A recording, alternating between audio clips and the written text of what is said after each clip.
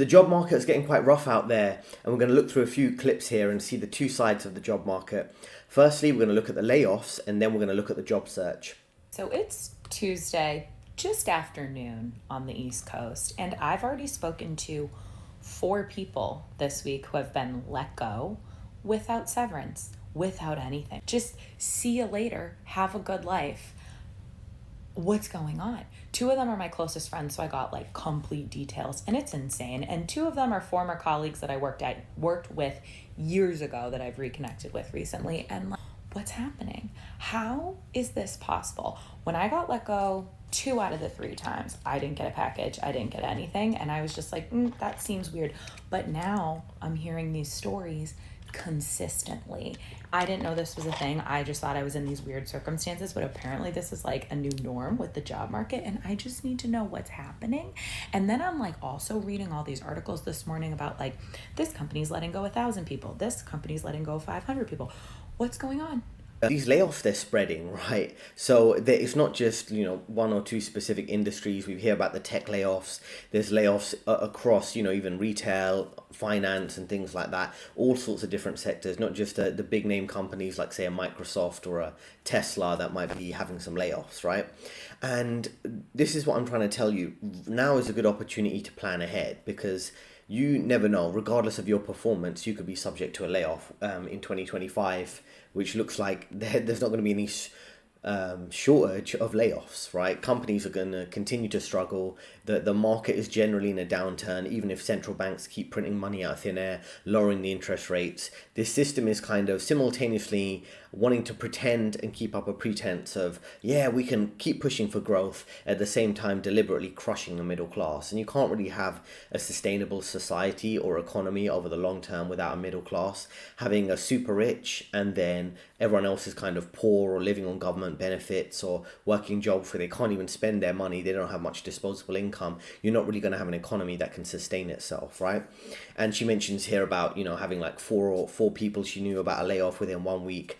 And there, in some cases, there are no severance packages or no layoff packages, right? If you haven't been part of a layoff, typically they would offer you some money when you are, leaving that job. So they might give you a couple weeks pay, couple months pay, depending on where you're located and the company's financial status. They could either give you a minimum amount, which would be what the local government mandates in your state or in your country, or they could give you a larger amount that would be in your job contract. So everyone out there, I'd recommend, if you have some time, look at your job contract, look at your employee handbook, and see what is the small print it says about in the terms of a layoff. Do they typically give you 1 month's pay for every year you've worked there? Also, things to consider, there's all sorts of loopholes, because technically they only really have to give you a very low amount, which would be what is the local government required typical amount, which could be minimum wage, right, for a couple months or a couple weeks salary. So definitely look into that, because you never know, next year you could be subject to a layoff. You might need to completely rethink your financial situation. So that's an important consideration to make there, right? And also, like I said, there's all sorts of loopholes. They might say in the small print, in your employee handbook, in your job contract, we give 1 month pay for every year you work there in terms of a layoff. That's what you get. So if you worked at a company for 3 years, you'd get 3 months pay as part of your layoff package. But sometimes they might cap that. They go, it's 3 months pay up to $20,000. Typically, those little caps that they don't put that always in the employee handbook. You only find that in terms of a layoff. So say you worked at a company for 8 years and you thought, I've worked at a company for 8 years. They just had a meeting with me with HR. They say that I'm going to be part of a layoff. 8 years mean 8 months pay. And then they say, well, it's 8 months pay, but technically, we have a cap on that. It's only up to 20K. So anything above that, it doesn't really matter. That you work there for extra years, you're not going to get a larger amount.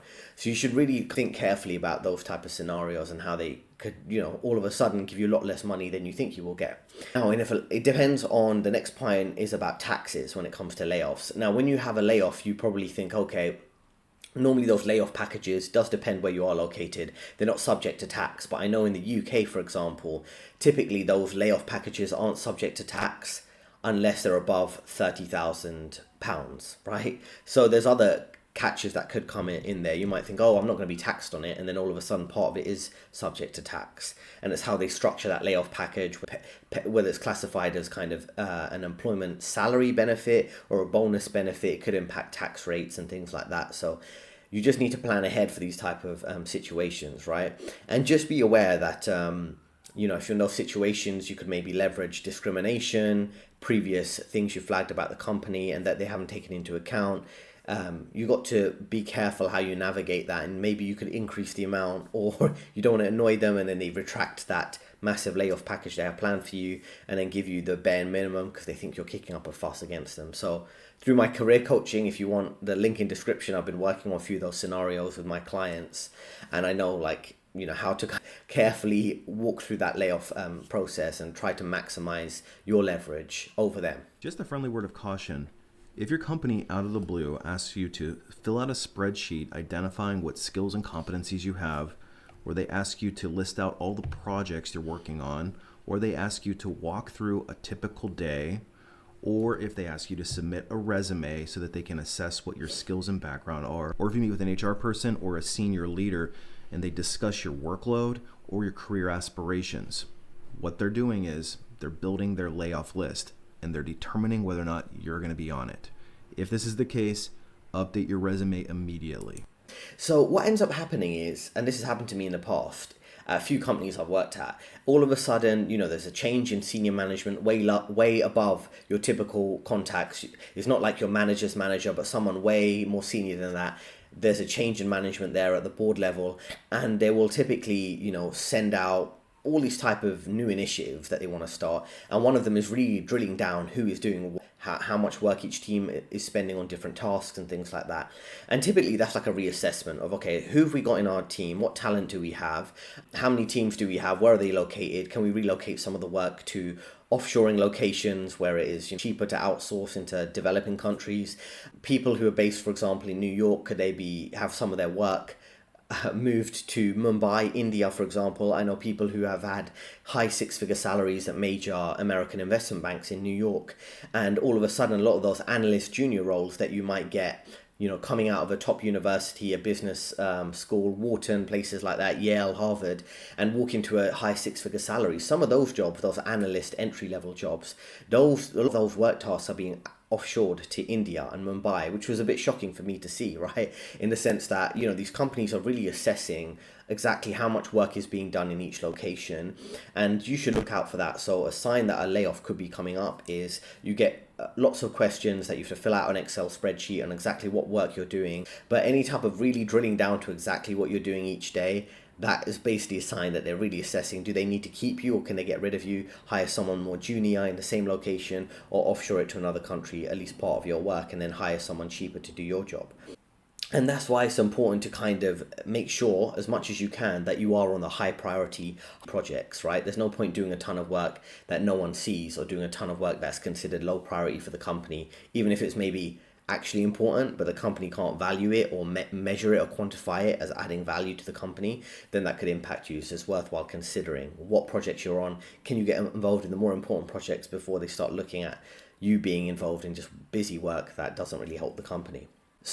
And then that's when you should really think about whether you're a good fit for the company. That's quite important and interesting to calculate, because when you do that assessment, which you can do yourself, what work you're doing, where you fit in generally, if you're not kind of fitting in to that dynamic and you're not getting put on top projects, probably because they don't value you, and you may want to look for a job now before the layoffs do start kicking off and it does get a bit more difficult to find your next job. Now in this next clip, let's figure out about someone who is dealing with a layoff and a potential strategy when it comes to dealing with layoffs. A call to return to the office. And when they make that call to the return to the office, they're assuming that a large percentage of people will forfeit their jobs because they're not willing to relocate because they were working remotely. So for example, the company is based in Chicago, but you're working in Delaware. You're not going to make that relocation to Chicago. Maybe some people will, but quite a lot of people won't, given that there's really high interest rates, the housing market is crazy, and just moving for a job is a ton of work. That's basically what we call quiet layoffs. The second stage in this process is simple. They cut even more people, and this time they use AI in trying to work leaner as the excuse to do this. We've seen companies like IBM do this. We've seen Dell just do this. And I'm anticipating companies that are forcing people back to the office, companies like Salesforce, they are going to do layoffs real soon. It kind of proves my point that I've been saying for a long time. Number one, the job market is only going to get more brutal. And number two, no company or job is stable. You need to look out for yourself. Things are going to be tough next year. And that's why you need like all your mental power, all your positive thinking, good lifestyle habits to really help you grind through next year. That's what I would say. And it's best to plan now, whether it's in terms of your career, potential layoff, promotion, whatever stage you're at, right? And what you're saying about, how things are going to get more brutal and that, your company doesn't value you and things like that are very important to bear in mind. So you value your best interest and not the company's, okay? And this whole point about returning to the office, these companies are fully aware, like I say, that, employees are productive at home and they're getting work done. I'm sure some people waste a bit of time or use their time a bit more efficiently to do some work during their working from home and take care of the household chores and things like that. But companies pushing people to RTO, return to the office, typically it's a sign they are trying to get rid of some employees who will want to be stubborn and from home, which I completely get.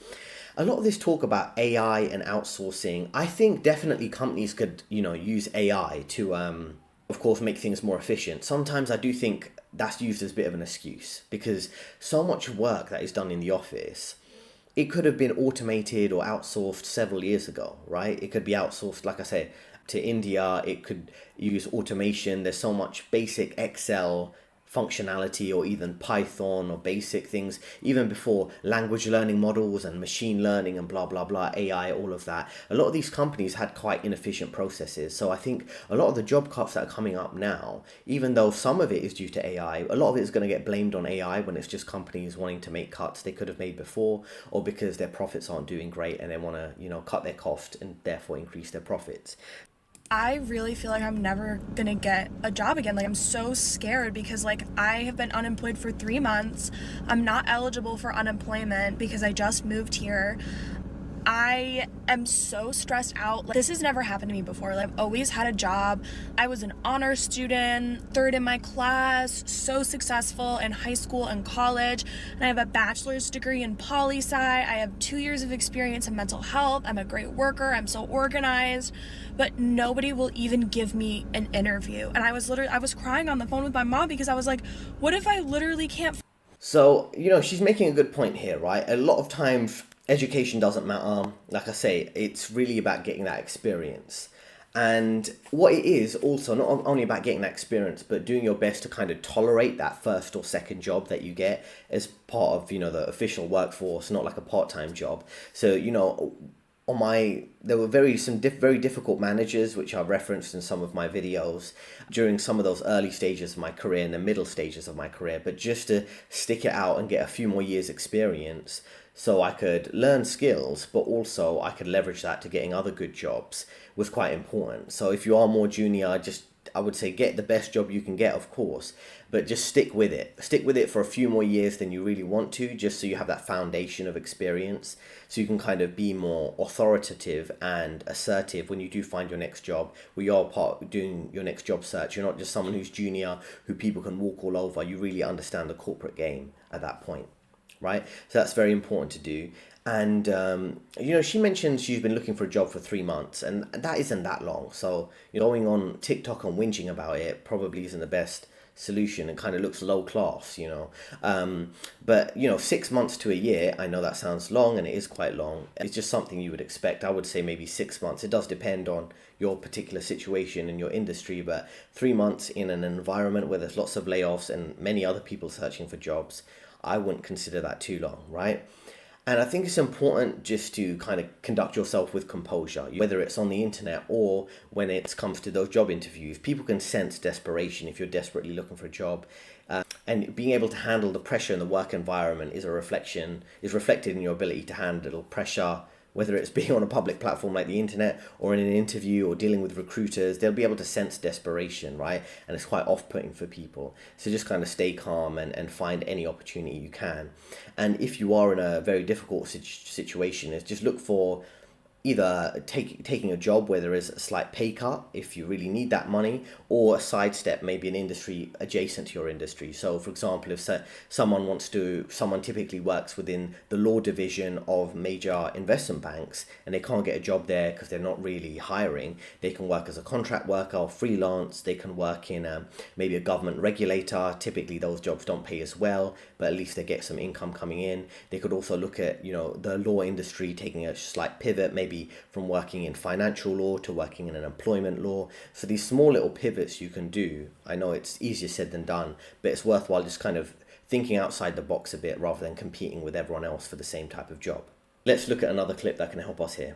2 bachelor's degrees, but I'm currently unemployed and I'm trying to find a job and I'm not able to find a job. I feel like if you are not currently looking for a job right now in today's job market, then you will not understand how actually hard it is to find a decent paying job. Even if you have all the credentials, I have 2 degrees, I have experience, I have a good resume, I have it all, and I'm still not able to find anything. Again, I don't want to be disrespectful. We don't know people's individual circumstances, but if you have 2 degrees, you should ask why, right? Did that second degree really help your job prospects? And I think in many cases the answer is no, unless it's something highly skilled. You want to be a neurosurgeon, a certain type of doctor. Lots of professional qualifications you can kind of do without spending time doing a second degree. It's best to kind of get that experience as quick as possible after doing 1 degree. Like for example, I know people who maybe they studied a finance degree and they realized that's not for them. Then they completed a 1 to 2 year legal qualification so they can go into the law field and practice law, and vice versa. People who studied law and they didn't want to do it, and then they made a pivot and maybe did an accounting qualification and went into the accounting industry. So that's what you need to kind of think about, not just doing degrees. I feel like education is kind of sold as a scam to put people in a lot of debt, so they're in a very difficult position to kind of pay off that student loan for the rest of their life, or at least for a couple of decades. It really is a scam system. And there are many men who get fooled by it, but I see from the rates of men dropping out of college, dropping out of university, men opting for trade jobs, manual labor jobs, they're kind of waking up to the type of scam that this is. And I think a lot of women who we see higher participation rates now in college, in university, getting PhDs and things like that, unfortunately, they're kind of falling for the scam of the system, right? So hopefully you can see some of these and really think carefully before you dedicate 4 to 5 years of your life and tens or hundreds of thousands of dollars to study something that might really not pay off for you, even if you find it interesting and you're passionate about it. Anyone that can prepare you for the roller coaster of emotions that you go through when you get laid off from your job. First off, we're all human and we all have emotions and we all go through different things. When you initially get that call for when you're first laid off, you're kind of just in shock and you're not really sure how to process what's going on. Then you almost get this sigh of relief. You're like, oh, maybe this wasn't destined for me and now I have an opportunity to do something different or work for a company that's more stable. Then you go through this motivational period where you're like, yes, I'm gonna hone in my skills. I'm gonna apply for jobs. I'm gonna focus on taking some time for myself and enjoying life a little bit and seeing where this takes me. Then after the first couple of months and a couple hundred applications that you get sent out, then you start asking questions like, am I doing something wrong? Am I doing this right? Does my resume look correct? Am I networking properly? Am I talking to the right people? Do I need to reach out to a recruiter? All these kind of different thoughts start creeping into your head. Then by month 3, self-doubt comes into play, as if... So it's interesting. What he's kind of talking through here is the emotional roller coaster of going through a layoff, right? And this is a very real reality for lots of people. And this is something to take into account. There is a lot of mental health impacts that come from that long layoff that you might have to deal with, right? Initially, you might have a shock of adrenaline, a fight or flight type syndrome where you're being told about a layoff from HR that you weren't expecting. They're going to give you a significant amount of money that'll last you several months, or if you stretch it out, many more months than that. So you might have time to relax, rethink your life, reflect about the direction your life is heading in and how you can make it work for you. And then there's the stress of, putting loads of effort in to find a job and you can't find anything. Then you start to question your ability to do that job, thinking maybe you should do something else instead. So there's imposter syndrome. And then lots of doubt and depression can creep in if this period goes on for a lot of time. And that's why you see people who maybe fall into unemployment, long-term unemployment, relying on government benefits. They kind of lose their self-esteem and things like that. right? And this is what ends up happening. Lots of people, they kind of lower their standards of living in life, and they kind of drop out of society or pick a kind of dead-end job in their industry. And then there becomes like a lack of excitement, a lack of willing to participate in society, and not attending social events, things like that, and kind of keeping to themselves and staying home. And I think lots of people could fall into that state over the next few years as things get quite bad.